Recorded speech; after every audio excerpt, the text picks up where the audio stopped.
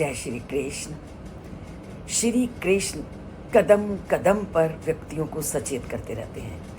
कदम कदम पर वो मानव को सत्कर्मों की ओर जाने के लिए, अपने जीवन को अच्छा बनाने के लिए प्रेरित करते रहते हैं। पर ये मानव पर निर्भर करता है कि वह अपनी जीवन धारा को कैसे चलाए। ये मानव पर निर्भर करता है कि उसने अपने जीवन पर कैसे नियंत्रित करना है और अपने जीवन को सत्मार्गों की ओर कैसे लगाना है।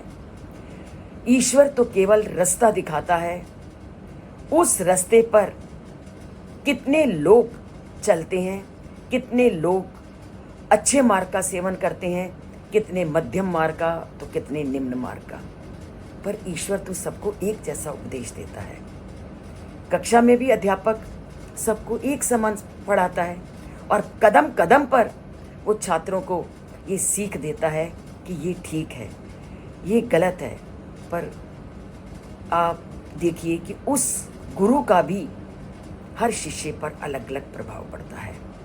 सेम स्थिति उस परम पिता परमात्मा श्री कृष्ण ने की इस पूरे संसार के प्रति है। वह भी कदम कदम पर मानव को शिक्षित करता रहता है, मानव को समझाता रहता है।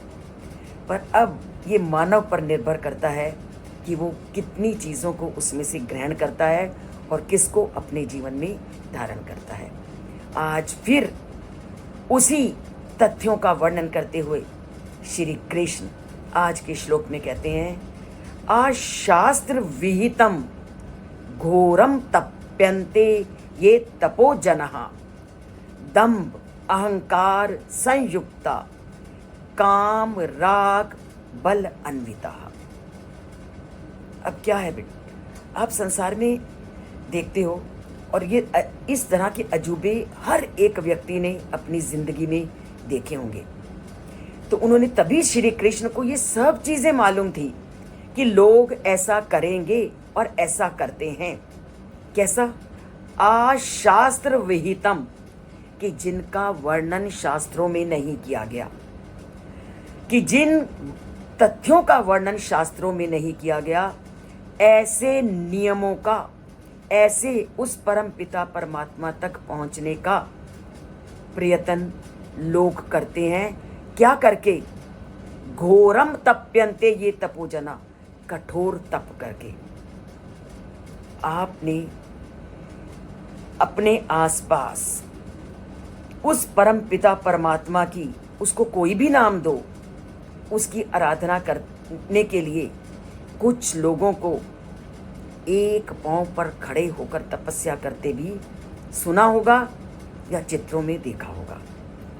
आपने कुछ लोगों को तपते अंगारों पर भी चलते देखा होगा और टीवी में बहुत बार लोगों ने देखा है। इसलिए मैं यहाँ किसी का नाम ना लेकर केवल इतना आपको बता रही हूँ कि ऐसे उस परम पिता परमात्मा के प्राप्ति के लिए लोग इस तरह के कार्यों को करते हैं, जिसका कि श्री कृष्ण ने पूरी तरह से निषेध किया है। क्योंकि ऐसा कोई भी वर्णन हमारे शास्त्रों में नहीं किया गया कि तुम कठोर तप करके उस परम पिता परमात्मा को प्राप्त करो। तभी उन्होंने आज की पंक्ति में स्पष्ट कह दिया है, आशास्त्र विहितम, कि ऐसा वर्णन किसी ग्रंथ में नहीं किया गया कि तुम कठोर तप करो, जैसा कि लोग करता है। और वो क्यों करता है? अपने दंभ के कारण, अपने अहंकार से युक्त होकर के, अपनी कामना, काम राग बल अन्विता, अपनी कामना और आसक्ति से प्रेरित होकर व्यक्ति अपने शरीर को कष्ट देता है। और श्री कृष्ण ने इन सभी प्रकार के कष्टों को वर्जित बताया है कि आप जीवन में अपने अंतिम लक्ष्य की प्राप्ति के लिए कोई भी धर्म ग्रंथ इस बात का वर्णन नहीं करता कि आप कठोर तप करो। और मैंने अभी आपको कहा कि लोग कठोर तब क्या करते हैं, वो क्या कठोर अनुष्ठान के रूप में लोग क्या क्या करते हैं, वह कांटों की सेज पर लेटते हैं। भौतिक जीवन पर अपना प्रभुत्व प्रदर्शित करने के लिए वह अपने शरीर पर बार बार शूल सुइयां तक चुभाते हैं। और कुछ लोग ऐसे हैं जो कई वर्षों तक अपना एक हाथ ऊपर उठा करके तप करते हैं और उनका ये विश्वास है, इस तरह अपने शरीर को कष्ट देकर उनका ये विश्वास है कि ऐसा करने से उन्हें आध्यात्मिक शक्तियां प्राप्त होंगी। पर श्री कृष्ण ने इसका पूरी तरह से खंडन कर दिया है।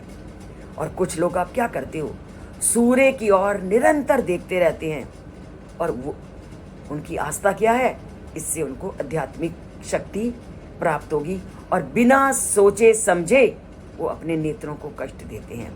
और श्री कृष्ण ने इसका भी पूरी तरह से खंडन किया है। और अन्य लोग अपने सुखों की कामना में बहुत समय तक उपवास करते रहते हैं।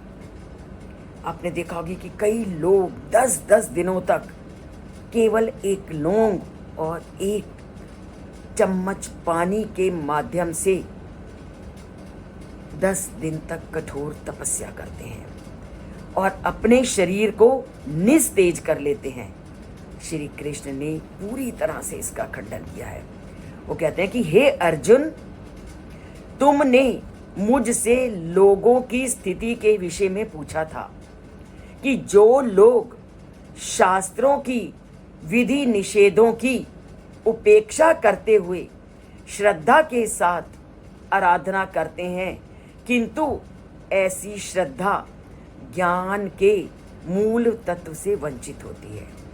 कैसी श्रद्धा? जिसका मैंने अभी आपके सामने वर्णन किया है कि हर तरह से अपने शरीर को कष्ट देकर उस परम पिता परमात्मा को पाना, जिसका कि शास्त्रों में निषेध किया गया है। ऐसे लोगों को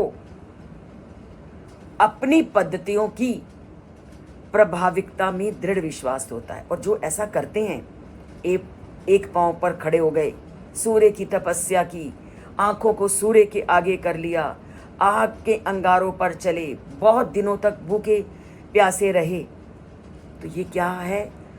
ये किसी भी शास्त्र में, किसी भी ग्रंथ में इसका वर्णन नहीं किया गया। और ये वो करते हैं अपनी अज्ञानता के कारण और तमोगुण से प्रेरित होकर। जो लोग अशिष्ट आचरण करते हैं और स्वयं के शरीर को कष्ट देते हैं, वे अपने अंतर में निवास करने वाले उस परमात्मा का निरादर करते हैं।